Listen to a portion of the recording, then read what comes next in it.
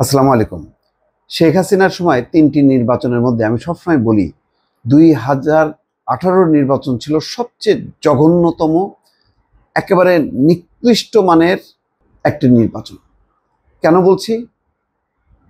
৩টা নির্বাচনের মধ্যে ১৪ এবং ২৪, দ্বাদশ এবং ২০১৪ সালে যে নির্বাচন, দুটি নির্বাচনে বিরোধী দল ছিল না। একমাত্র বিরোধী দল ছিল ১৮ সালে, যে নির্বাচনটা ভালো করতে পারলে আওয়ামী লীগের জন্য ভালো হতো, দেশের জন্য ভালো হতো। কিন্তু বিরোধী দলকে টেনে এনে এই ধরনের জালিয়াতি নির্বাচন যে হইতে পারে, সেইটাই একটা একটা কি বলবো, চরম একটা উদাহরণ হচ্ছে ২০১৮ সালের নির্বাচন।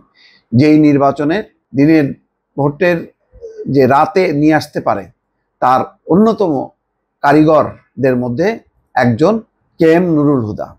তার নেতৃত্বে এই নির্বাচন অনুষ্ঠিত হয়। আজকে আদালতে কি অদ্ভুত তার কথাবার্তা, কি অদ্ভুত বয়ান, যে তার কিছুই করার নেই, যে নির্বাচন কমিশনের ছোট জনবল, সেটা দিয়ে তো নির্বাচন হয় না, এই জন্য প্রশাসন দায়ী, পুলিশ দায়ী, আদালত দায়ী, সব দায় হচ্ছে অন্যদের উপর, নির্বাচন কমিশনের না। আরে সারা একটা মূর্খ বাংলাদেশের সেও জানে যে এটা একটা জঘন্য নির্বাচন হয়েছে। এটা দিনের ভোটটা রাতে চলে গেছে, সারা আন্তর্জাতিকভাবে স্বীকৃত, সবাই টের পাচ্ছে। আর উনি বিএমডাব্লিউতে চড়ে তিনি যান হচ্ছে নির্বাচন কমিশনে, একটা থার্ড ক্লাস টাইপের একটা অফিসার, যে ভালো কোনো আমলাও না, সে টের পায় না, তার কমিশন টের পায় না। মাহবুব তালুকদার তার কমিশনের একজন কমিশনার, নির্বাচন কমিশনার, সে টের পায়। তাকে একঘরে করে রেখে বাকিগুলি কুচুকরি মহল, এরা ওই সরকারের সাথে লাইন করে এই নির্বাচন করে নির্বাচনে 12টা বাজানো, দেশের 12টা বাজানো। আর আজকে উনি কি সুন্দর, আজকে একটাই তার প্রতি সহানুভূতি, জুতার বাড়ি খেয়েছে। জুতার বাড়ি খাওয়াতে সবাই একটা বিব্রত, না এটা কেমন, এটা তো ঠিক হলো না, এ হলো না। দেখলাম সালাউদ্দিন আহমেদও বলছে যে মব জাস্টিস কোনোভাবেই প্রত্যাশিত না, আমরা আইনের শাসন চাই, সব ভালো। কিন্তু ওই সময় কি মনে হচ্ছিল? ওই সময় তো মনে হচ্ছিল যে এই লোকটারে একেবারে কি বলে, যদি উল্টা করে গাছের সঙ্গে ঝুলায় পিটানো যাইতো, তাহলে বোধহয় মানুষের আশ মিটত। সবাই বুঝতে পারলো এর কোনো বিবেক বোধ কিচ্ছু নাই, যে একটা দুঃখ প্রকাশ করে যে ভাই আমি সরি, এই নির্বাচন হয়েছে, আমি এই নির্বাচনের দায়িত্ব নিলাম না, আমি পদত্যাগ করলাম না। ওনারা পদত্যাগ না, ওনারাও সেই দলীয় সরকারের মতন প্রত্যেকটা, দেখেন একটা সাংবিধানিক পদের, একমাত্র SK সিনহা বিপদে পড়ছিল, কি কারণে যাই না, এছাড়া বাকি একটা সাংবিধানিক দায়িত্বে কেউ রিভোল্ট করেনি, বিদ্রোহ করলো না, বললো যে না এটা আমি পারবো না। এমন মেরুদণ্ডহীন নপুংসক লোকগুলোকে বেছে বেছে শেখ হাসিনা নিয়োগ দিছে। তো বিতর্কিত নির্বাচনের জন্য আইন অনুযায়ী কমিশন দায়ী হতে পারে না বলে মন্তব্য করেছেন সাবেক CEC KM নুরুল হুদা। ঢাকার chief metropolitan magistrate Mohammad Mustafizur রহমানের আদালতে রিমান্ড শুনানিতে এই মন্তব্য করেন তিনি। 4 দিনের রিমান্ড দিছে।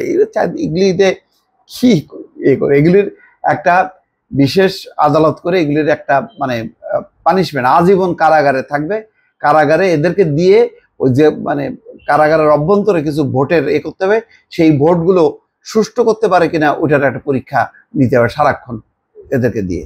ওই কারাগারের ভোটের ওরা CEC হবে।